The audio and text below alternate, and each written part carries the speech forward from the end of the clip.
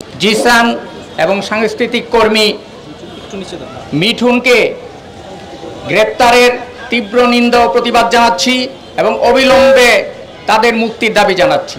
বিগত সরকারের আমলে কিন্তু জাতীয় পর্যায়ে সমস্ত গণমাধ্যমগুলো সরকারের দালালে পরিণত হয়েছিল, কিন্তু নারায়ণগঞ্জে কিন্তু সেটা পারে নাই। নারায়ণগঞ্জে আপনারা জানেন, বিশেষ করে লোকাল পত্রিকাগুলো প্রতিরোধ গড়ে তুলেছিল এই শহরে। তারপরে তোকে হত্যা, আরো বেশ কিছু হত্যাকাণ্ড নিয়ে টানা প্রতিবাদ বিক্ষোভ হয়েছে এই শহরে। আর যুগের চিন্তা বন্ধ করা হয়েছিল, সময়ের নারায়ণগঞ্জ বন্ধ করা হয়েছিল, সোজা সাপটা বন্ধ করা হয়েছিল। এই পত্রিকাগুলির সাংবাদিকদের বিরুদ্ধে মামলার পর মামলা দেওয়া হয়েছিল। প্রেস নারায়ণগঞ্জ, যে আজকে জিসান প্রেস নারায়ণগঞ্জের সাংবাদিক, প্রেস নারায়ণগঞ্জ বন্ধ করা হয়েছিল, নিউজ নারায়ণগঞ্জ সহ আরো অনেক পোর্টাল বন্ধ করা হয়েছিল। 5ই আগস্ট যে বৈষম্য বিরোধী আন্দোলনে পট পরিবর্তনের পরে আমরা ভেবেছিলাম যে নারায়ণগঞ্জ জেলায় যে সাংবাদিকদের যে বিরুদ্ধে যে বিগত দিনে যেরকম জুলুম নির্যাতন মামলা হামলা ঘটনা ঘটেছে সেটা দূর হবে। কিন্তু 5 আগস্টের পর আমরা কি দেখতে পাচ্ছি যে 5 আগস্টের পরে বৈষম্য দূর হওয়া দূরের কথা, উল্টা সাংবাদিকদের বিরুদ্ধে মিথ্যা মামলা একের পর এক দায়ের হচ্ছে এবং দায়ের হওয়ার যে ষড়যন্ত্র আমরা শুনছি। বিশেষ করে গত কয়েকদিনের ব্যবধানে যেমন জিসানকে যে মামলায় গ্রেপ্তার দেখানো হয়েছে, আমরা আসলে মিডিয়া কর্মী যারা আমরা কিন্তু সেদিন গভীর রাত থেকে কিন্তু আমরা সেই ঘটনাচক্রে ছিলাম, তারা যারা স্পটে ছিলাম সবাই কিন্তু দেখেছি যে কারা হামলা করেছে এবং এই হামলার জন্য কারা জড়িত ছিল। ভিডিও ফুটেজ হয়েছে এবং বিভিন্ন সংবাদ মাধ্যমে কিন্তু সেটার সচিত্র প্রতিবেদনও এসেছে।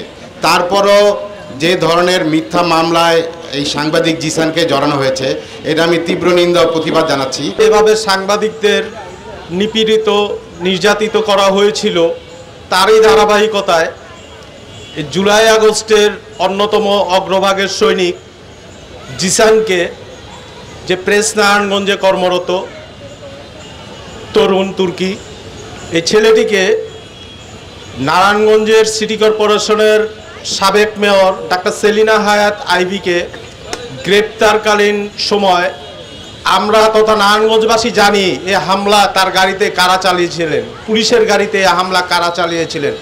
অসংখ্য ভিডিও ফুটেজ এবং ছবি এখনও সোশ্যাল মিডিয়ায় ভেসে বেড়ায়।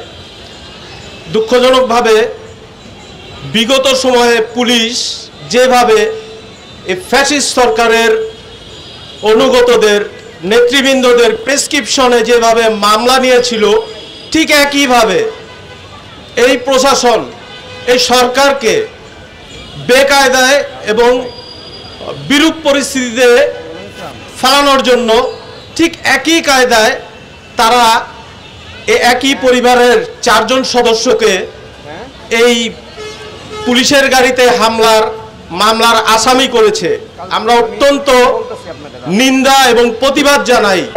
আসামি তার বাবা, তার চাচা এবং তার চাচি। এতে করে প্রতীয়মান স্পষ্ট হয় যে এই মামলাটি ব্যক্তিগত আক্রোশ থেকে কেউ ইন্ধন জুগিয়েছে। আমরা পুলিশ প্রশাসনের কাছে অনুরোধ করতে চাই, জিসান ও তার পরিবারের বিরুদ্ধে যে মামলা হয়েছে সেটি যেন প্রত্যাহার করে তাকে দ্রুত মুক্তি দেওয়া হোক। এখানে দাঁড়িয়েছি নারায়ণগঞ্জ সিটি কর্পোরেশনের সাবেক মেয়র ডাক্তার সেলিনা হায়াত আইভিকে গ্রেফতারের সময় বাধা দেওয়ার মামলায় জিসানকে, ফুড ব্লগার মিথুনকে সহ 3 জনকে গ্রেফতার করা হয়েছে।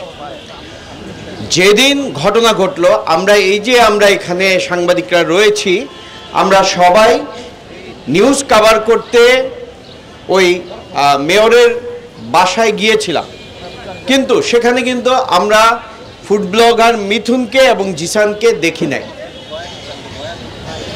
মিথুন ওই দিন ছিল কুষ্টিয়ায়, রাত 12টায় এসেছে, ভোর 4টায় আবার চলে গেছে। এইটা ট্র্যাক করা কোনো ব্যাপার না। মোবাইলের কোন টাওয়ার ব্যবহার করেছে এটা জানলেই খুঁজলেই পাওয়া যায়, কিন্তু তাদেরকে গ্রেফতার করা হয়েছে। গ্রেফতার আবার কখন করা হয়েছে? মামলা এন্ট্রি হওয়ার আগেই এই 2 জনকে বাসা থেকে, ওদের 3 জনকে বাসা থেকে নিয়ে গেছে।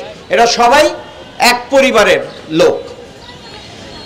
আমি ওই এলাকায় খোঁজ নিয়ে যেটা জানতে পেরেছি, ওরা ভয়ে, ওদের পরিবার ভয়ে এখনো বলে না যে ওরা যেহেতু জড়িত ছিল না, ঘটনায় ছিল না, তারপরেও কেন গ্রেফতার হয়েছে ওরা ভয়ে বলে না, এখনো বলে না। আমরা দেখতে পারলাম আমাদের গণতান্ত্রিক যে চর্চা, যে সাংবাদিকতার যে স্বাধীনতা, সেই স্বাধীনতাকে কিভাবে হস্তক্ষেপ করছে প্রশাসন। আমরা দেখতে পেলাম যে কিভাবে আমাদের দেশে এই ধরনের একটা ন্যাক্কারজনক ঘটনা ঘটছে, সেই জায়গা থেকে আমাদের প্রশাসনের কি ধরনের হস্তক্ষেপ দেখতে পেলাম। আমরা কিছুদিন আগে সাংবাদিক জিসানকে গভীর রাতে এবং তার বাসা থেকে আটকের মাধ্যমে আমরা তার দৃষ্টান্ত প্রমাণ পেলাম এবং দেখতে পেলাম যে একটা অহেতুক একটা ভুয়া মামলা দিয়ে, যে মামলায় সেখানে হস্তক্ষেপ করেনি এবং সে শারীরিকভাবে অসুস্থ ছিল এবং একটা জুলাই অভ্যুত্থানের একজন সক্রিয় কর্মী ছিল এবং বিভিন্ন ধরনের সামাজিক কাজের সাথে যুক্ত ছিল এবং সর্বোপরি একজন সংবাদপত্র ছিল। আমরা অবিলম্বে জিসানের নিঃশর্ত মুক্তি চাই। শহীদ মিনারে যারা শুনছেন কিংবা ফেসবুকে যারা স্ক্রল করে জিসানকে নিয়ে এখনো পর্যন্ত নানান ধরনের দ্বিধাদ্বন্দ্বে আছেন, তাদেরকে তথ্য জানাই। আমরা 14 জুলাই থেকে নারায়ণগঞ্জে এই যে জুলাই অভ্যুত্থানের যাত্রা, সেই যাত্রা শুরু করি। 14 এবং 15 তারিখে আমাদের উপস্থিতি স্বাভাবিকভাবেই অনেক কম ছিল। 15 তারিখ সন্ধ্যায় আমরা একটি মশাল মিছিল করি এবং সত্যিকার অর্থে যে মশালের আগুন সেই দিন নারায়ণগঞ্জে ছড়িয়েছিল। ঠিক তার পরের দিন 16 তারিখ থেকে এই আন্দোলনের চেহারা নারায়ণগঞ্জে পাল্টে যাওয়া শুরু করে। আমরা 16 তারিখ, 17 তারিখ, 18 তারিখ পুরোটি সময় আপনারাও জানেন আমাদের কথা ছিল শহীদ মিনার থেকে আমরা মিছিল বের করব, কিন্তু সেটা আমরা পারিনি। কারণ এই শহীদ মিনার তখন ছাত্রলীগের এবং আওয়ামী লীগের গুন্ডা দ্বারা অবরুদ্ধ ছিল। এই তথ্য আপনারা যারা সামনে দাঁড়িয়ে আছেন তারাই এই ছাত্রদেরকে দিয়েছিলেন। আমরা নারায়ণগঞ্জ প্রেস ক্লাব থেকে আমাদের 16, 17, 18 প্রত্যেকটি কর্মসূচি শুরু করেছিলাম। আমরা সেই প্রতিটি কর্মসূচি মিছিল নিয়ে চুনকা পাঠাগারের সামনে দিয়ে ঘুরে আবার আমরা চাষারায় প্রেস ক্লাবের সামনে জড়ো হতাম, কিংবা 17, 18 তারিখ আমরা শহীদ মিনারের দিকে জড়ো হয়েছি।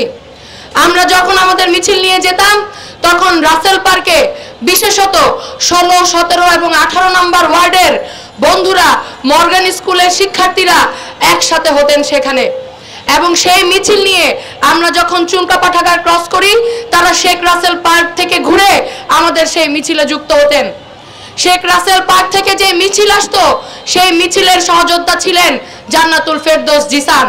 আপনারা জানেন এই জুলাই অভ্যুত্থানে বিভিন্ন কন্টেন্ট ক্রিয়েটর কিংবা বিভিন্ন ব্লগাররা কিভাবে গুরুত্বপূর্ণ ভূমিকা রেখেছেন। সকলে রাখেন নাই, আমরা সেটাও বলছি। যারা রেখেছেন তারা বাংলাদেশের পক্ষে, ছাত্র জনতার পক্ষে অবস্থান নিয়েছিলেন। এবং যেহেতু ওই ব্লগার জিসানের চাচা ছিলেন, জিসান শুধুমাত্র মিছিলে কিংবা আমাদের সাথে এই ব্লকেটেই অংশগ্রহণ করেছিলেন এমনটি নয়, জিসান তার চাচার সাথে ছাত্রদেরকে, আন্দোলনরত জনতাকে খাবার কিংবা পানীয় দিয়েও সহযোগিতা করেছিলেন।